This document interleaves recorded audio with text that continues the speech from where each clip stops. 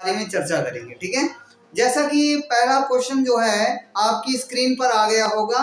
जैसा कि पहला क्वेश्चन हम पढ़ते हैं, किरण आरेख का उपयोग करके अवतल दर्पण द्वारा बने प्रतिबिंब की स्थिति एवं प्रकृति ज्ञात कीजिए। ठीक है, यानी क्या ज्ञात करना है? प्रकृति ज्ञात करना है। ठीक है, तो है क्वेश्चन पढ़ दिया है और हम जो है इसको जो है देखते हैं। ये दो दो नंबर में पूछा गया है, बहुत ध्यान से समझना है। कुछ नहीं, चित्र बनाना है। ठीक है, क्या बनाना है? आरेख खींचना है और उसमें स्थिति, प्रतिबिंब की स्थिति एवं प्रकृति ज्ञात करना। ध्यान देना बेटा। जैसा कि हमने पहले वाले चित्र में हमने क्या किया है, वस्तु को कहां पर रखता है? वक्रता केंद्र और मुख्य फोकस के बीच में रखा है। अर्थात यहाँ पर वस्तु रखी है तो पहली प्रकाश की किरण इस प्रकार से, पहली प्रकाश की किरण ऐसे गई और दर्पण से टकराई। दर्पण से टकराने के बाद क्या हो गई? परावर्तित हो गई। क्या हो गई? परावर्तित हो गई। तो परावर्तित होकर इधर इस साइड से निकल गई। ठीक है, पहली बात समझ में आई? ठीक है, अब देखो दूसरी प्रकाश की किरण क्या हुई? दूसरी प्रकाश की किरण मुख्य फोकस से होती हुई दर्पण पर टकराई और उसी माध्यम में वापस लौट गई। क्या? उसी माध्यम में वापस लौट गई। समझ में आई बात कि नहीं आई? ठीक है, तो यहाँ पर अब कह रहा है प्रतिबिंब की प्रकृति एवं आकार। तो प्रतिबिंब कैसा होगा बेटा? प्रतिबिंब देखो, वस्तु ऐसे रखी है तो इसका प्रतिबिंब कैसा बना? उल्टा बना है।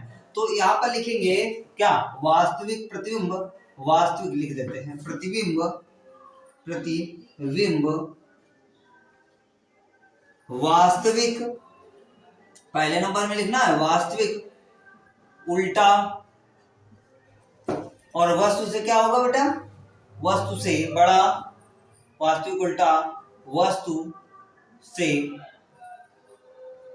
से बड़ा बनेगा। तो यही भी लिखना था। देखो, वास्तविक उल्टा वस्तु से बड़ा बनेगा प्रतिबिंब। कैसा बनेगा? बड़ा बनेगा। इस दूसरे चित्र में देखते हैं। दूसरे चित्र में ये कह रहा है ध्रुव और फोकस के बीच, तो ध्रुव और फोकस के बीच हमने ये देखो F है और ये ध्रुव है, ये P है। तो इनके बीच हमने कोई वस्तु रखी है।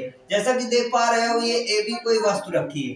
ठीक है, इसमें पहली प्रकाश की किरण इस प्रकार से गई और दर्पण से परावर्तित होकर इससे मुख्य फोकस से होते बाहर की ओर निकल आई। तथा दूसरी प्रकाश की किरण इस प्रकार से गई और दर्पण से टकराई, पुनः वक्रता केंद्र से होती हुई बाहर की ओर निकल आई। लेकिन ये कभी प्रतिबिंब बनाएंगे नहीं। समस्या तो ये है कि ये कभी एक दूसरे से मिलेंगे नहीं। जब एक दूसरे से नहीं मिलेंगे, जब दोनों प्रकाश की किरणें एक दूसरे से नहीं मिलती है तो प्रतिबिंब का निर्माण कभी नहीं हो सकता। तो ये मिलेंगी नहीं। तो इसके लिए हम क्या करते हैं? कल्पना करते हैं। काल्पनिक रेखा हमने ऐसे करके ऐसे खींच दी और इससे भी एक काल्पनिक रेखा हमने खींच दी और यहाँ पर हमने एक कोई जो है वस्तु बना दी, यानी इसका प्रतिबिंब बना दिया वस्तु का। तो इसका प्रतिबिंब क्या होगा? वास्तविक। क्या? वास्तविक तो बनेगा नहीं, आभासी है। कैसा? आभासी। वास्तविक तो सामने बनता है ना, आभासी है। तो यहाँ पर लिखेंगे दर्पण का प्रतिबिंब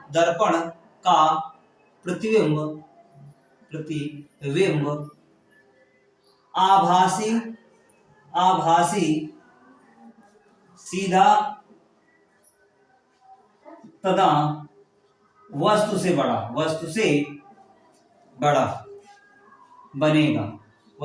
बनेगा। ठीक है, इतनी बात समझ में आई कि नहीं आई? अगले क्वेश्चन की ओर चलेंगे। पहले स्क्रीनशॉट लेना हो जिसको ले सकते हो, नोट कर लेना। ठीक है, दूसरा नंबर क्वेश्चन क्या बोल रहा है? 5.0 सेंटीमीटर लंबाई की कोई वस्तु 30 सेंटीमीटर वक्रता त्रिज्या के किसी दर्पण के सामने 20 सेंटीमीटर दूरी पर रखी है। प्रतिबिंब की स्थिति, प्रकृति तथा आकार ज्ञात कीजिए। जैसा कि स्क्रीन पर आपको दिख रहा है क्वेश्चन। ठीक है, क्वेश्चन देख सकते हो, स्क्रीन पर हमने दे दिया है। ठीक है, अब देखो इसको सॉल्व करते हैं। देखो भैया कह रहा है 5.0 सेंटीमीटर लंबाई की वस्तु, यानी U का मान जो है वस्तु कह रहा है, वस्तु लंबाई है। तो भैया हमें पता है कि वस्तु की लंबाई को O से प्रदर्शित करते हैं। ठीक है, ये दूसरा नंबर क्वेश्चन है। ठीक है, तो वस्तु की लंबाई यानी O बराबर कितना आ जाएगा? 5.0 सेंटीमीटर। ठीक है, उसके बाद कह रहा है वक्रता त्रिज्या कितनी है? R बराबर कितना है? R बराबर 30 सेंटीमीटर। कितना है? 30 सेंटीमीटर। ठीक है, उसके बाद कह रहा है त्रिज्या के किसी किसी दर्पण के सामने 20 सेंटीमीटर की दूरी पर रखी गई है। क्या वस्तु जो है ये कितने सेंटीमीटर, 20 सेंटीमीटर, u बराबर -20। भैया याद रखना यहाँ पर तो ये नहीं दिया है अवतल है, ये उत्तल है, तो हमने यहाँ पर 20 सेंटीमीटर रख दिया। कोई दिक्कत यहाँ पर, किसी को दिक्कत बेटा? यदि दिक्कत है तो कमेंट में कमेंट कर सकते हो, ठीक है। अब कह रहा है प्रतिबिंब की स्थिति, ठीक है, प्रतिबिंब की स्थिति, प्रकृति आकार ज्ञात कीजिए, यानी v का मान ज्ञात करना है और इसके अलावा i का मान भी ज्ञात करना, ठीक है। समझते हैं, ध्यान से समझना, बहुत ही इजी क्वेश्चन है, ठीक है। इसमें कोई दिक्कत नहीं होगी किसी भी बच्चे को, ध्यान देना।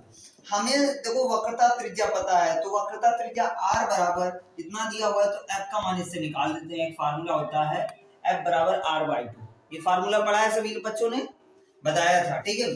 तो f बराबर r का मान कितना है 30/2, डिवाइड करा बेटा, कितना आ जाएगा 15 सेंटीमीटर, 15 सेंटीमीटर आ जाएगा। f का मान हमने निकाल लिया, ठीक है, f का मान हमने निकाल दिया। अब इसके बाद देखते हैं आगे। अब जो है हमें पता है एक फार्मूला बेटा, फार्मूला हमने पढ़ा है, दर्पण का फार्मूला क्या होता है, चूंकि दर्पण का सूत्र क्या होता है, दर्पण का सूत्र, तो दर्पण का सूत्र सभी बच्चों ने पढ़ा होगा, 1/f बराबर 1/u प्लस 1/v, ठीक है। इस फार्मूले में रख देते हैं बेटा, किसका किसका मान हमें देखना है, किसका किसका मान पता है भैया, f का मान पता है, u का मान पता है, v का मान निकालना है। क्या दिक्कत है बेटा, किसी को दिक्कत है बेटा? देखो ये इधर प्लस में, इधर आएगा माइनस में हो जाएगा, तो 1/v बराबर कितना हो जाएगा, ये प्लस में इधर आएगा माइनस, क्योंकि इसका मान निकालना है ना, पहले इसका मान निकाल लेते हैं, इसको इधर भेज देते हैं। तो यहाँ पर बेटा क्या हो जाएगा, 1/v बराबर कितना हो जाएगा, 1/f, ये इधर आया माइनस का 1/u, ध्यान देना बेटा। अब देखो 1/v इसका मान तो हमें ज्ञात करना है ना, बराबर 1/f, f का मान हमें पता है ना बेटा, अभी निकाला है 15 सेंटीमीटर, ठीक है, रख दिया, माइनस 1/u, u का मान कितना दिया हुआ माइनस का 20 सेंटीमीटर, रख देते हैं बेटा, यहाँ माइनस 20 सेंटीमीटर। अब देखो ध्यान देना, 1/v इज इक्वल टू वो 1/15, ये माइनस क्या हो जाएगा, प्लस 1/20 हो जाएगा। भैया ध्यान देना, इन दोनों का एलसीएम कितना होगा भैया, तो 20 और 15 का एलसीएम कितना होता है, कितना होगा, 60 होगा, कितना होगा 60, यानी 60 होगा। तो इस यहाँ पर कितना आ जाएगा, 60 आ जाएगा, ठीक है।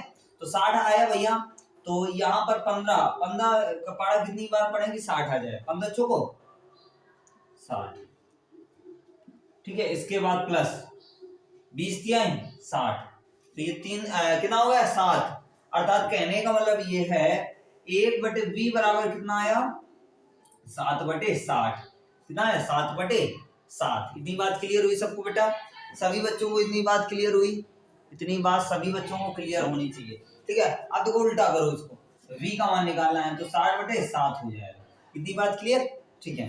अब देखो हमें v का मान यदि पॉइंट में निकालना है तो पॉइंट में निकालना, लेकिन इसको जो है हम रखे रहेंगे, क्योंकि जब हम क्वेश्चन सॉल्व करेंगे, अर्थात जब हम i का मान निकालेंगे तो इसी का यूज करेंगे 60/7 का, ठीक है। लेकिन निकाल देते हैं इसको, इसका मान जो रियल में, तो भाग करा भैया 7 का 7×35 सचिन 49 थोड़ी 56 5 थोड़ी 56 8 56, 4 बचा 40 हो गया है ना, दशमलव लगाया, 0 बढ़ाया 40 हो गया। तो यहाँ पर कितना हो जाएगा, 7 दूनी 14 7 3 7 चौको 28 7 पना 35 7 पना 35 हो जाएगा। कितना बचा 7 पना 35 बचा 5, तो 7 49 और 700, तो इतने लगभग सेंटीमीटर आ जाएगा। दशमलव के 2 अंक तक फिजिक्स में शुद्ध माना जाता है, तो दशमलव के 2 अंक तक निकाले। अब देखो भैया हमें क्या मान, आई का मान ज्ञात करना है, ठीक है, आई का मान ज्ञात करना है, तो आई का मान निकालो भैया। तो आई बराबर, चूंकि हमने एक फार्मूला बेटा हमने शुरू में पढ़ाया था, क्या बताया था, I/O बराबर -V/U, ठीक है। आई का मान ज्ञात करना है, ओ का मान हमें पता है 5 है, कितना 5 रख देते हैं सभी को। तो ये आई का मान हमें पता करना है, ओ का मान 5 है, बराबर -v का मान अभी निकाला है 60/7, u का मान कितना भैया, u का मान माइनस का 20 है, माइनस का 20, ध्यान देना होगा। यहाँ पर माइनस, चूंकि इसके बटे में एक मान लिया, मध्य बाय का गुणा करा लेते हैं, ध्यान देना। तो यहाँ पर आ जाएगा I/5 बराबर ये कितना हो जाएगा 60, 60 इंटू 1 होगा और यहाँ पर 7 इंटू 20 होगा। 20 तिहाई कितना होता है 60, 20 तिहाई कितना होता है 60, 20 तिहाई 60। अब देखो त्रिया गुणा कराओ, आई का 7 के साथ में कराओ, आई का 7 के साथ में और इसका इसके साथ में, तो यहाँ पर 7 आई बराबर कितना आ जाएगा, यहाँ पर कर देते हैं 7 आई बराबर 5 तिहाई 15, तो आई बराबर कितना आ जाएगा 15/7, भाग कराओ 7 का, 7 दुनाई 14, 7 दुनाई 14 और इसके बाद बचा कितना 1, 7 एकम दशमलव गया, 7 एकम 7, 3 बचा 30 हो गया, 7 त्रिक 7 चौको 28, तो इतने सेंटीमीटर लगभग आएगा। ठीक है, माइनस प्लस हो गया बेटा। इतना सबको क्लियर हुई बात? जिस बच्चे को स्क्रीनशॉट लेना हो तो ले सकते हैं। ठीक है, ठीक है, स्क्रीनशॉट लेना हो जिस बच्चे को ले सकते हैं आसानी से। ठीक है ना, कोई दिक्कत? हम दे दिया है हमने, जिस बच्चे को नहीं समझ में आया वो नीचे हमने देख सकते हैं, इस प्रकार से हमने सॉल्व किया है। ठीक है, तो ये बात सभी को क्लियर हो गई बेटा? ये बात क्लियर है सबको? आगे चलते हैं, इस बात को क्लियर कर लेना। ठीक है, क्वेश्चन पढ़ते हैं। अगला क्वेश्चन जैसा कि स्क्रीन पर आ गया है आप सभी के, कह रहा है किसी 4 ओम प्रतिरोध के प्रति सेकंड 100 जूल ऊष्मा उत्पन्न हो रही है। प्रतिरोधक के सिरों पर विभवांतर ज्ञात कीजिए। क्या ज्ञात करना है? विभवांतर ज्ञात करना है, यानी विभव ज्ञात करना है। क्या दिक्कत है इस सवाल में? किस बच्चे को इसमें दिक्कत है? ध्यान देना और ध्यान से समझते हैं इस बात को। ठीक है, तो देखो इसमें आर का मान, तीसरा है जो क्वेश्चन, इसमें आर यानी प्रतिरोध का मान दिया, रेजिस्टेंस कितना दिया हुआ है 4 ओम, कितना दिया है रेजिस्टेंस 4 ओम।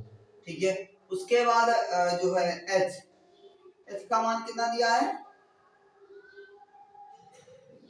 100 जूल ना, 100 जूल दिया हुआ है। कह रहा है, क्या कह रहा है इसमें शब्दों पर गौर करना बेटा। प्रति सेकंड अर्थात समय क्या है t बराबर 1 सेकंड, t बराबर 1 सेकंड। तो हमें किसकी विभव की गणना करनी है, v का मान ज्ञात करना है। तो भैया चूंकि हमें एक सूत्र पता है, h बराबर, ध्यान देना बहुत ध्यान से समझना, h बराबर आई स्क्वायर आर टी, आई स्क्वायर यानी h बराबर आई स्क्वायर आर टी, ध्यान देना। अब हमें I का मान ज्ञात करना है, चूंकि हम पहले से जानते हैं V बराबर आई आर। ठीक है, I का मान यहाँ कहीं दिख रहा है? नहीं दिख रहा है, प्रतिरोध तो है, लेकिन समस्या ये है I का मान निकालना पड़ेगा, तभी तो विभव ज्ञात कर सकते हैं, डायरेक्ट कोई सूत्र नहीं है। तो यहाँ पर आई स्क्वायर इज इक्वल टू कितना हो जाएगा, ये इसके जो है बटे में हो जाएगा h अपॉन आर टी। ध्यान देना बेटा, I square is equal to h का मान कितना दिया हो बेटा 100, R का मान कितना है 4 और T का मान 1। ध्यान देना, आई स्क्वायर इज इक्वल टू भाग कराओ बेटा, कितना आएगा 25, 25 चौको 100, तो यहाँ पर कितना आ जाएगा 25। आई बराबर, यदि आई स्क्वायर बराबर 25 आया तो आई बराबर कितना आएगा अंडर रूट 5 इंटू 5, तो आई से बाहर क्या निकलेगा 5, तो 5 एम्पियर निकला, कितना 5 एम्पियर। ठीक है, 5 एम्पियर। अब जब आई का मान हमने निकाल दिया तो इस फार्मूले में रख देते हैं। ठीक है, इस फार्मूले में रख देते हैं, V बराबर आई का मान कितना है 5 और R का मान कितना है 4, तो V बराबर कितना हो जाएगा 5 को 20 वोल्ट, कितना हो जाएगा 20 वोल्ट। ठीक है, इतने वोल्ट का विभवांतर होगा। ठीक है, तो आई होप ये समझ में आया होगा। स्क्रीनशॉट पीछे जिस बच्चे को लेना है ले सकते हैं। ठीक है, अगला क्वेश्चन हम पढ़ते हैं। ठीक है, तो क्वेश्चन नंबर 4। ठीक है, जैसा कि स्क्रीन पर दिखाई दे रहा है, क्या बोल रहा है एक घर में 100 वाट के 15 विद्युत लैंप प्रतिदिन 6 घंटे जलाए जाते हैं। कितने? 100 वाट के जो है बल्ब हैं, कितने 15 वाट बल्ब रोज यानी पर डे कितने और 6 घंटे जलते हैं। बहुत ध्यान से समझना। इसके बाद कह रहा है 30 वाट का एक रेफ्रिजरेटर यानी फ्रिज, ठीक है, को फ्रिज भी 10 घंटे प्रतिदिन कार्य करता है। ठीक है, 10 घंटे रोज इसको जो है ऑन रखा जाता है। ठीक है, उसके बाद कह रहा है रुपए 2.5 यानी 2.5 रुपए, 2.50 का मतलब 2.5 रुपए प्रति यूनिट की दर से एक माह में विद्युत खर्च कितना होगा। यानी एक महीने में कितना खर्चा आएगा, ठीक है, इनको जलाने पर डे जलाया जाता है। तो हमें सबसे पहले समझना है एक यूनिट का खर्च कितना है। एक यूनिट का है 2 यानी 2.5। तो यहाँ लिखते हैं एक यूनिट का खर्च कितना होगा 2.50 इतने रुपए, ठीक है, इतने रुपए, ठीक है, कोई दिक्कत, ठीक है। अब चूंकि हम जानते हैं कि एक यूनिट कितने किलोवाट के बराबर होता है, तो एक यूनिट जो होता है वो 1 किलोवाट घंटा के बराबर होता है। कितने? 1 किलोवाट घंटा। तो पहला देखो समझना बिल्कुल ध्यान से, कह रहा है बल्ब की बात कर लेते हैं, विद्युत लैंप जिसे कहते हैं, विद्युत लैंप की बात कर लेते हैं, लैंप की बात कर लेते हैं। विद्युत लैंप जो है कितने 100 वाट का है, कितने 100 वाट का, ठीक है। उसके बाद कितने जो है बल्ब है 15 बल्ब है, ठीक है। रोज कितने घंटे जलाए जाते हैं 6 घंटे। और एक यानी कह रहा है एक माह यानी एक महीने में कितने दिन होते हैं 30। गुणा करा भैया कितना हो जाएगा 15 45 और यहाँ पर कितना हो जाएगा 15 45 और 6 में गुणा करा दो तो 45 और 6 56 से 30 और 4 3 12 और नहीं 36 का 18 और कितना होगा 30 18 3 कितना होगा 30 कितना होगा क्या 16 15 45, ठीक है। 6 का गुणा कराया 56 से 30 6 24 और 3 27 बेटा सॉरी, तो इतना आएगा, मतलब कितना आएगा यानी 27 जीरो और देखो कितने जीरो 1 2 ये 3 जीरो टोटल हुए, कितने जीरो 3 जीरो, इतने वाट घंटा निकला, इतने वाट घंटा निकला। पास समझ में आई बेटा, इतने वाट घंटा निकलेगा। अब देखो इसको किलोवाट घंटा में कन्वर्ट करो तो किलोवाट घंटा चूंकि हमने पहले ही बताया है कि एक समझना 1 किलोवाट घंटा जो होता है वो कितने वाट घंटा होता है, तो 1000 वाट घंटा होता है। तो भैया इसमें वाट घंटा कितना लिखा है, तो ये 3 जीरो ले लो तो कितना बचेगा 270 किलोवाट घंटा, ठीक है। अब देखो इतना तो निकल आया, फिर इसके बाद अब रेफ्रिजरेटर का कह रहा है, किसका रेफ्रिजरेटर का, तो हम रेफ्रिजरेटर का निकाल लेते हैं, किसका बेटा रेफ्रिजरेटर, ठीक है। रेफ्रिजरेटर का निकाल लेते हैं। रेफ्रिजरेटर का कितना है 300 वाट, ठीक है 300 वाट, कितना 300 वाट का है, ठीक है। 300 वाट का है, कितने 10 घंटे रोज चलाया जाता है, महीने में दिन की संख्या 30, ठीक है। इसमें 15 बल्ब थे, इसमें भैया एक ही है तो एक से गुणा कराओ, नो इफेक्ट, कोई इफेक्ट नहीं पड़ेगा। अभी 3 3 का 9 कितना हो जाएगा 9, अभी जीरो कितने हैं 1 2 3 4, कितने टोटल 4 जीरो। अब भैया वही सेम 1 किलोवाट घंटा बराबर 1000 वाट घंटा, तो भैया कन्वर्ट कर लो, ये 3 जीरो हटा दो तो कितना आ जाएगा 90 किलोवाट घंटा, कितना निकला 90 किलोवाट घंटा, ठीक है। बात समझ में आई कि नहीं आई। अब हमने बताया था इस यहाँ पर इसको हम जो 1 किलोवाट घंटा बराबर 1 यूनिट, तो हम क्या लिख सकते हैं 270 यूनिट लिख सकते हैं। यहाँ पर 90 यूनिट। अब भाई जोड़ो तो यानी क्या हो जाता है, दोनों का जब यूनिट जोड़ेंगे टोटल यूनिट यानी कुल यूनिट, तो कुल यूनिट कितना निकलेगा, कुल यूनिट निकलेगा 270 प्लस 90, जोड़ो कितना हो जाएगा 0 और कितना हो जाएगा 6 और 360 आ जाएगा, कितना आ जाएगा 360। यहाँ बात क्लियर हुई कि नहीं क्लियर हुई, 360 यूनिट निकला, कितना 360 यूनिट। अब देखो एक यूनिट का खर्च कितना है 2.5, तो गुणा करा दो क्या यानी कुल खर्च, तो कुल खर्च कितना होगा 360 इंटू 2.50, गुणा करो भैया, तो यहाँ से ये दशमलव हटाओगे तो कितने जीरो 2 जीरो बढ़ जाएंगे, तो भैया 2 जीरो बढ़ जाएंगे, 1 जीरो से ये जीरो कैंसिल, 1 से ये कैंसिल, तो यानी कितना हो जाएगा 25 छक्का 150, 25 छक्का 150, तो 15 बचा, 25 तिहाई 75, 75 15 कितना हो जाएगा 75 15 कितना हो जाएगा 80, 80 90 कितना हो जाएगा 90, तो कितना आ जाएगा इतना हो गया ना, इतनी बात क्लियर। तो इतने रुपए कितना 900 रुपए खर्च आएगा, कितना आएगा 900 रुपए। बेटा इसमें किसी को दिक्कत है 900 रुपए आएगा, आ जाएगा बेटा, ठीक है नोट कर लो, स्क्रीनशॉट लेना हो जिस बच्चे को ले लो। देखते हैं, ठीक है जैसा कि अगला क्वेश्चन क्या बोल रहा है भैया, इसको थोड़ा देख लेते हैं भैया, कहाँ गया, ये मिल गया। अगला क्वेश्चन क्या बोल रहा है वो ध्यान से समझना। कह रहा है फ्लेमिंग के बाएं हाथ का नियम लिखिए, ठीक है फ्लेमिंग के बाएं हाथ का नियम लिखना है, बता देंगे। अब कह रहा है एक 0.2 मीटर लंबे तार में 2 एम्पियर की वैद्युत धारा प्रवाहित हो रही है।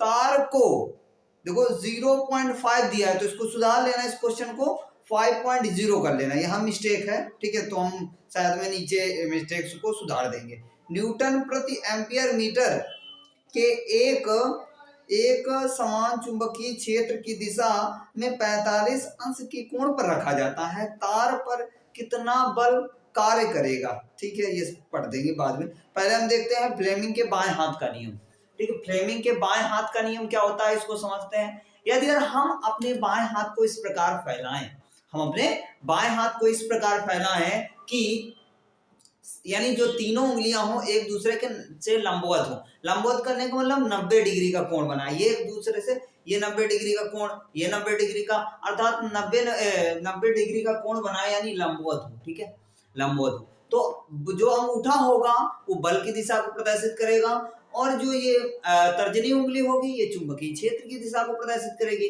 और ये जो मध्यमा उंगली होगी ये वैद्युत धारा की दिशा को प्रदर्शित। यही था फ्लेमिंग के बाएं हाथ का नियम, बात समझ में आई बेटा, ठीक।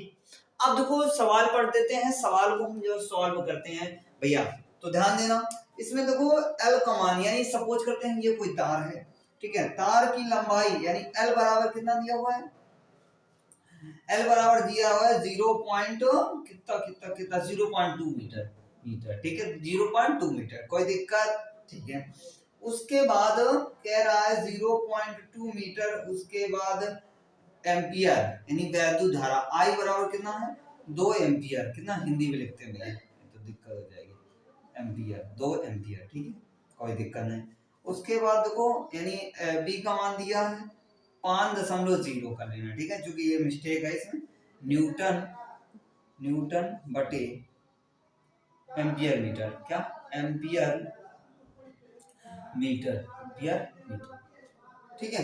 उसके बाद थीटा, कहने का मतलब ये है इस दिशा में, यहाँ पर थीटा बराबर कितने दिया 45 डिग्री, ठीक है तो थीटा बराबर यहाँ पर 45 डिग्री हो जाएगा, ठीक है कोई दिक्कत नहीं। कह रहा है बल का मान ज्ञात कीजिए यानी एफ का मान ज्ञात कीजिए, तो भैया ध्यान देना, तो फार्मूला होता है एफ बराबर बी आई एल, क्या होता है B I L sine theta, ठीक है तो B F is equal to B, B का मान कितना है भैया, बी का मान कितना है 5.0 का कोई महत्व नहीं होता, ठीक है।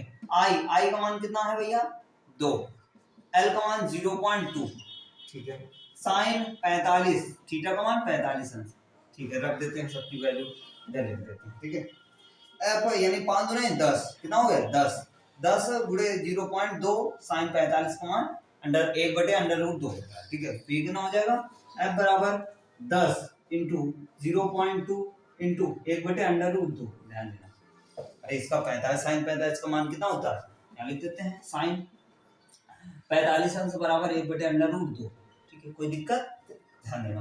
अब देखो पूरा अगर 5 दूनी 10 दूनी 20, अब बराबर कितना हो जाएगा 20, यानी कितना हो जाएगा 20 हो जाएगा। आप देखो कितने अंक पर, एक अंक पर इंटू 1/√2, ध्यान देना बेटा यहाँ कितना आया बचा, दशमलव के बाद 0 को कोई महत्व नहीं होता, अभी बताया।